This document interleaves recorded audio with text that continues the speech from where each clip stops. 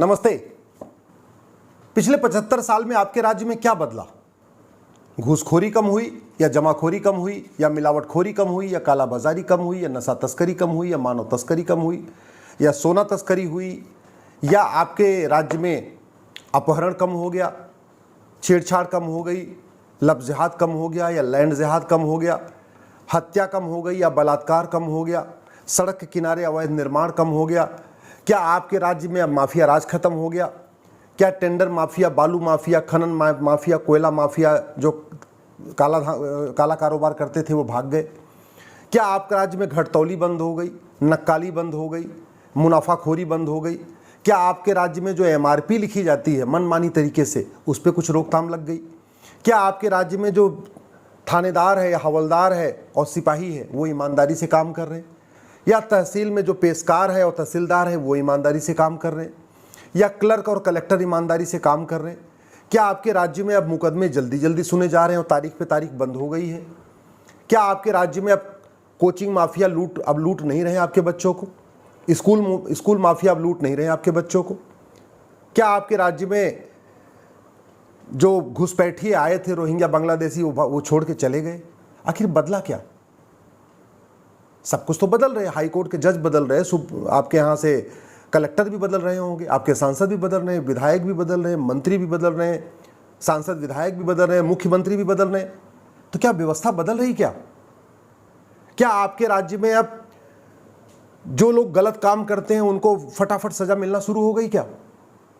Mafia राज खत्म हो गया क्या? सड़क के किनारे अवैध निर्माण रुक गया क्या? और जो अवैध निर्माण हुए थे वो तोड़ दिए गए क्या? याद रखिए, डॉक्टर बदलने से बीमारी ठीक नहीं होती है। बीमारी ठीक होती है जब दवा बदली जाती है, इंजेक्शन बदला जाता है। डॉक्टर बदलने से, कंपाउंडर बदलने से, हॉस्पिटल बदलने से दवा ठीक नहीं होती है। दवा ठीक होती है जब ठीक से ऑपरेशन होता है, ठीक से दवा दी जाती है और ठीक से इंजेक्शन दिया जाता है। इसलिए मैं आपसे निवेदन कर रहा हूं, यदि वास्तव में आप भारत से प्यार करते हैं, आप वास्तव में चाहते हैं भारत में कुछ बदलाव हो, तो सबसे पहले सारे 1950 से पहले बने कानून हैं उनको ख़त्म करने की मांग करिए। गुलामी का कानून ख़त्म करने की मांग करिए, गुलामी की भाषा को बंद करने की मांग करिए, गुलामी की परंपरा को ख़त्म करने की मांग करिए, गुलामी के रीति रिवाज को ख़त्म करने की मांग करिए, गुलामी की पुलिस व्यवस्था के खिलाफ आवाज़ उठाइए, गुलामी की न्यायिक व्यवस्था बदलने की मांग करिए, गुलामी का टैक्स सिस्टम बदलने की मांग करिए, गुलामी का एडमिनिस्ट्रेटिव सिस्टम बदलने की मांग करिए, गुलामी की शिक्षा व्यवस्था बदलने की मांग करिए। यदि आप चाहते हैं भारत में कुछ बदलाव हो तो सबसे पहले ये मैकाले शिक्षा व्यवस्था, मदरसा शिक्षा व्यवस्था और मिशनरी शिक्षा व्यवस्था, मदरसा, मिशनरी और मैकाले, ये जो 3M है, इसके खिलाफ आवाज उठाइए। भारत में गुरुकुल शिक्षा व्यवस्था और वैदिक शिक्षा व्यवस्था लागू करने की मांग करिए, यानी शिक्षा का भारतीकरण करने की मांग करिए।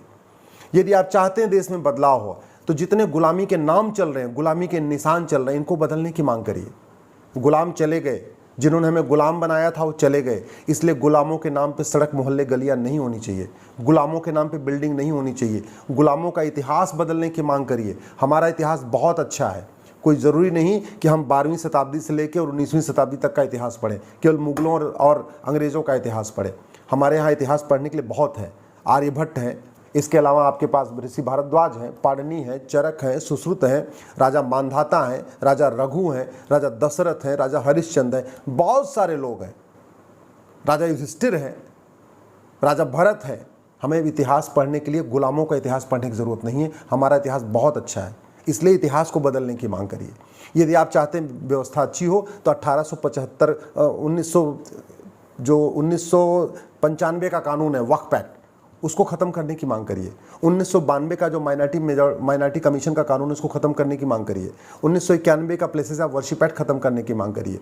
यदि आप चाहते हैं भारत में बदलाव हो तो 1860 का इंडियन पिनल कोड ख़त्म करके भारत में अमेरिका की तर्ज पे 1 नेशन 1 पिनल कोड लागू करने की मांग करिए। यानी एक ही किताब हो जिसमें घूसखोरी, जमाखोरी, मिलावटखोरी, कालाबाजारी, नशा तस्करी, मानव तस्करी, सोना तस्करी, लव जिहाद, लैंड जिहाद, धर्मांतरण, चोरी, लूट, झपटमारी, किडनैपिंग, सब कुछ उसी एक ही किताब में होना चाहिए, तब जाके अपराध रुकेगा।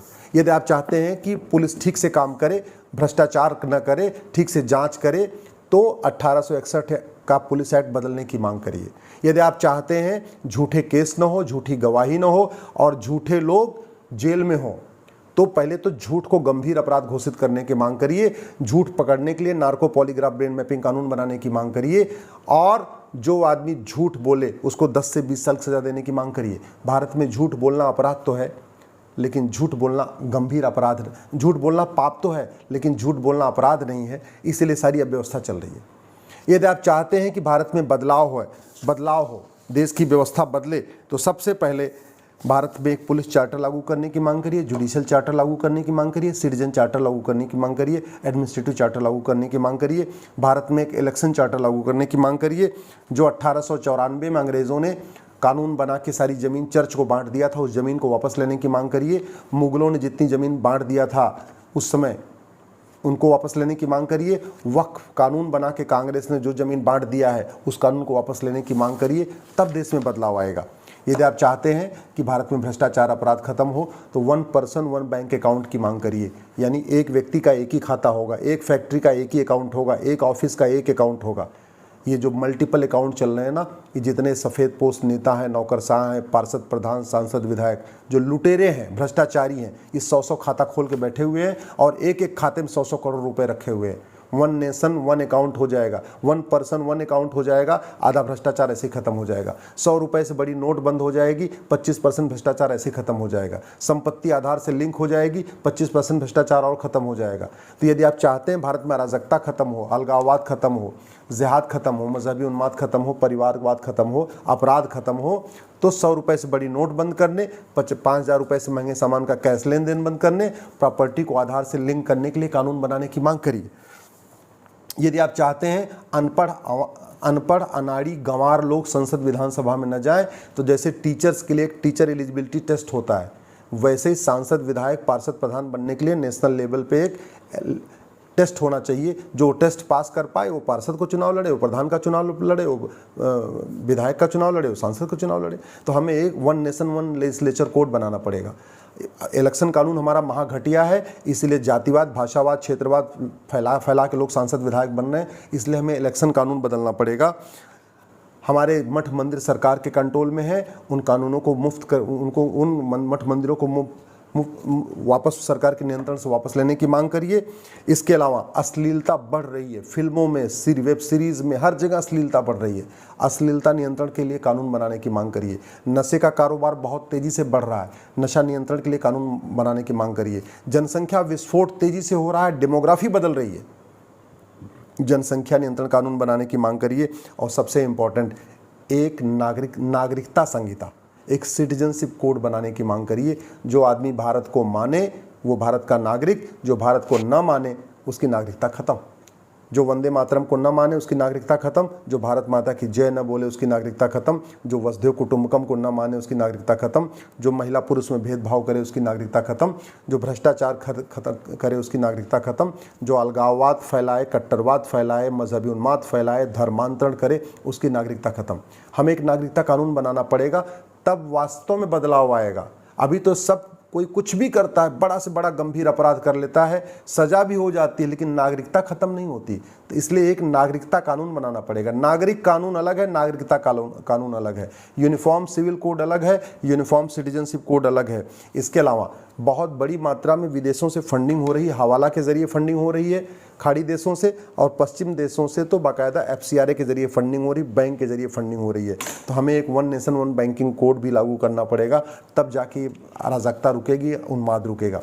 इसलिए मैं आपसे निवेदन कर रहा हूँ, देश को बदलना चाहते हैं तो दवा बदलने की मांग करिए, इंजेक्शन बदलने की मांग करिए, यानी नियम कानून बदलने की मांग करिए। डॉक्टर बदलने से, कंपाउंडर बदलने से, हॉस्पिटल बदलने से बीमारी ठीक नहीं होती है। बीमारी ठीक होती है जब दवा बदला जाता है और इंजेक्शन बदला जाता है, वैक्सीन बदली जाती है। अगर आपको मेरी बात ठीक लगे, इस वीडियो को अधिक से अधिक शेयर करिएगा। जय हिंद, जय भारत।